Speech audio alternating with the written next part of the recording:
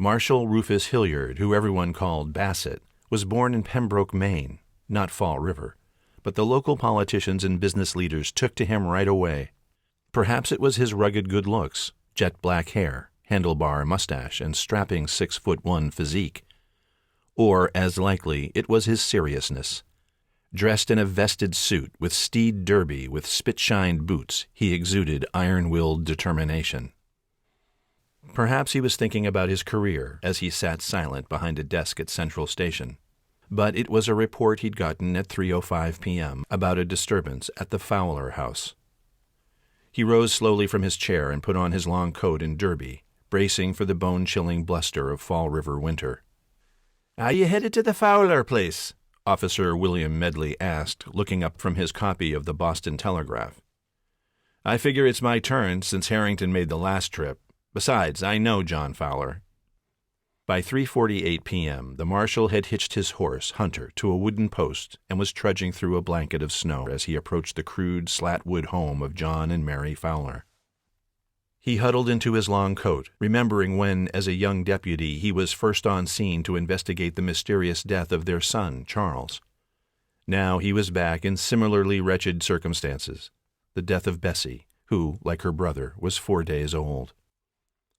Stepping onto the ramshackle porch, he could hear the screams of John Fowler, drunk and spewing curses, punctuated by the rages of his wife, Mary, crying out in horror at her loss.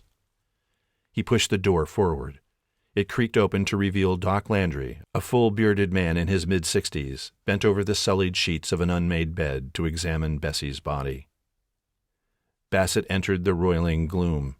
His eyes flicked to a young nurse comforting 12-year-old Clara, the oldest of the Fowler children, who swayed back and forth in a rocker, humming a nursery rhyme to the invisible infant nestled in her arms. He turned toward John, her father, stalking up and down the room like a madman, his curses rising above the undercurrent of his wife's shrieking. It was a scene that even the grizzled lawman, who would soon bear witness to the carnage of the Lizzie Borden axe murders, could hardly make sense of. Doc Landry's eyes raised from the infant's corpse. He frowned and shook his head. The marshal nodded, then turned to the young nurse who'd volunteered to help with the baby. "Would you like to tell me what happened?" "I was asleep upstairs," the nurse began, "and did not hear nothing. Well, the baby crying, yes, but I was too tired to get up, and knowing Mrs. Fowler was sick, I figured Clara would tend to Bessie." "Did she?" "Yes, sir. But then, lying there half asleep, I noticed there was no crying. No," she said, shaking her head solemnly. "Not a sound, and that's when I knew something was terrible wrong." "You went downstairs." "That's right, officer. That's just what I'd done, and I come to find Clara standing in the middle of the room, right there where you're standing, the baby in her arms."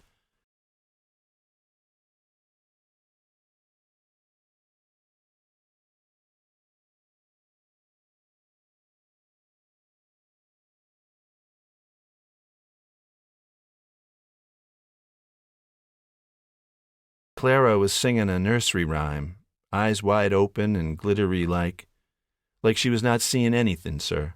Not in this world, anyway." "What was she singing? Did she tell you?" "She was looking at the Virgin, sir. The Virgin Mary, who she said was standing in front of us." "The Virgin?" "Yes." "And the baby?" "Well, that's the point, sir.